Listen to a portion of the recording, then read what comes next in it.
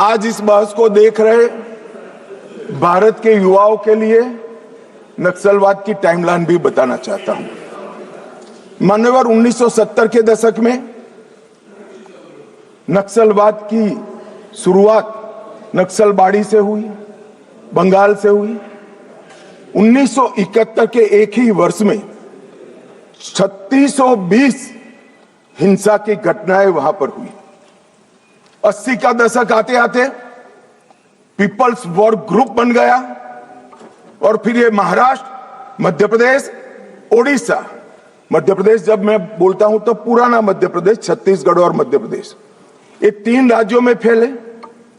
90 के दशक में दुनिया भर में जैसे वामपंथी विचारधारा सिकुड़ती गई, यहां पर भी उग्रवादी गुटों में और वामपंथी पार्टियों में विलय शुरू हुआ और 2004 में 2 प्रमुख गुट मिल गए, सीपीआई माओवादी का गठन किया। इस 70 से 2004 ये पूरा कालखंड में मान्यवर 4 साल छोड़कर पूरा समय कांग्रेस पार्टी का शासन रहा है। ये उनको याद रखना चाहिए। कब माओवादी विचारधारा फैली, पनपी, एकत्रित हुई, वो आपको याद रखना चाहिए। और मान्यवर 70 को भी मैं याद करना। अभी एक माननीय सदस्य जी ने बताया कि 70 में क्या हुआ था। 70 में एक नारा लगा था, आत्मा की आवाज पर मतदान का, अंतरात्मा की आवाज पर इंदिरा जी ने लगाया और संजीव रेड्डी के खिलाफ अपना एक प्रत्याशी उतारा।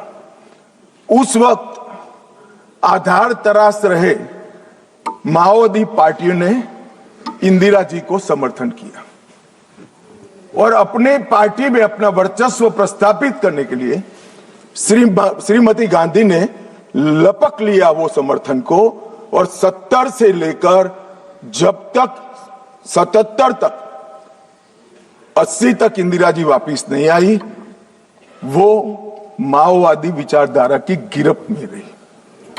और मान्यवर यही समय है जब नक्सलबाड़ी से शुरू हुआ ये आंदोलन 12 राज्यों में फैल गया, देश के 17% भूभाग में फैल गए और 10% से ज्यादा आबादी में पहुंच गए। मान्यवर कई सिक्योरिटी एक्सपर्ट ऐसा कहते थे कि सत्ता के समर्थन के बगैर किसी भी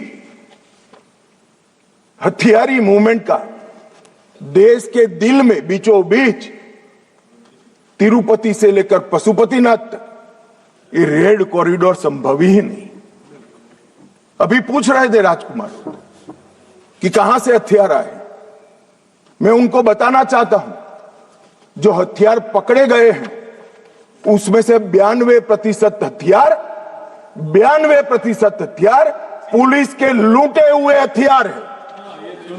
थाने लूट लिए, गोलियां लूट ली और उसका उपयोग निर्दोष जवानों को, बच्चों को, कृषकों को मारने के लिए किया है। मान्यवर ये एक भ्रांति के तरह वामपंथी विचारधारा ने इसको प्रोपेगेंडा के माध्यम से फैला है, अपनी विचारधारा को टिकाने के लिए फैला है कि अन्याय से बचने के लिए हथियार हाथ में उठाए। मगर मैं फिर से एक बार पूछना चाहता हूं, राज्य शासन और संविधान की वैधता को किसी भी अन्याय के अवेज में चुनौती दी जा सकती है क्या? अन्याय के खिलाफ लड़ने का हमारे संविधान ने रास्ता बनाया है, इसीलिए राजकुमार रोत यहां बैठे हैं, चुनाव लड़े इसलिए यहां बैठे हैं, वरना वो भी सरेंडर की लिस्ट में होते अगर हथियार लिया होता तो। आपने, हाँ, इसीलिए कहता हूं यही रास्ता है।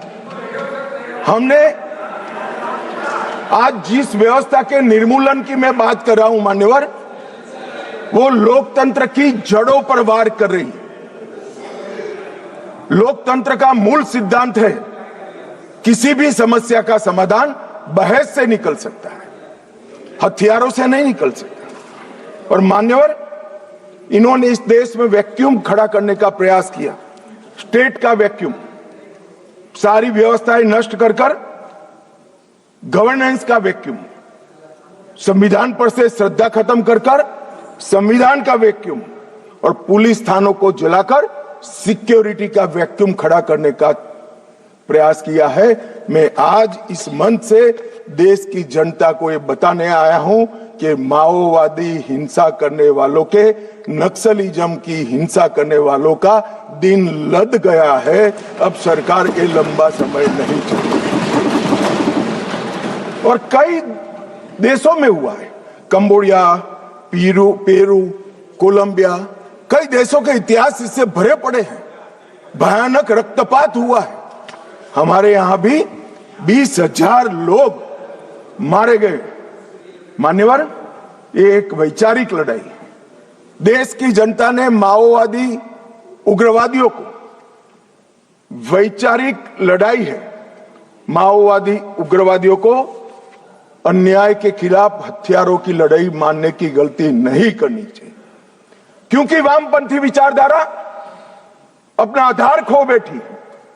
इसलिए सारे वामपंथी ऐसे येन केन प्रकारेण अलग अलग थियरी रचित कर अपने अस्तित्व को टिकाने में पड़ी। इनका एकमात्र एजेंडा है देश में वैक्यूम खड़ा करना, देश के असंतोष को, स्वाभाविक असंतोष को हथियारों के माध्यम से दिशा देना। स्टेट का वैक्यूम, गवर्नेंस का वैक्यूम, संविधान का वैक्यूम, सिक्योरिटी का वैक्यूम और रक्तपात, यही उनका उद्देश्य है, जो अब सफल नहीं होगा। मानिए, और कई सारे भोले भाले ग्रामीणों को एनिमी इन्फॉर्मर बताकर फांसी पर चढ़ा दिया। कौन सी अदालत ने फांसी पर चढ़ाया? इन्होंने जनता अदालत के नाम से एक फारस खड़ा किया, जहां ना कोई वकील है, ना कोई जज है, वो स्वयं बैठे हैं, वो स्वयं फैसले करते हैं और फांसी दे देते हैं।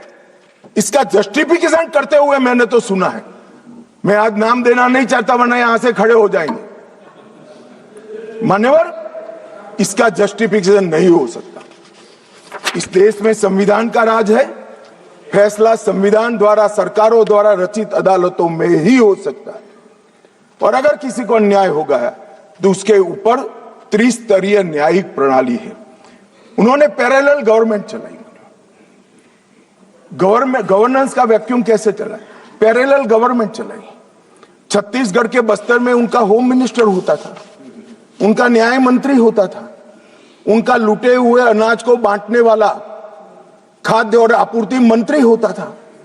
एक जनता ने सरकार के नाम से एक भ्रांति खड़ी करी और मान्यवर, विकास की योजनाओं को इन्होंने रोकने का काम किया।